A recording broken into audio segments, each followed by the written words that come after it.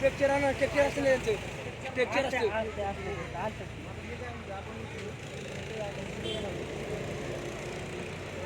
शिलोर jubilee जाणार ती, शिलोर jubilee जाणार शासकीय रुग्णालयात.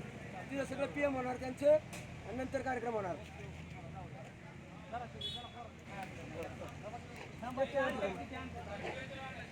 जगद्गुरू संत तुकाराम महाराज पालखी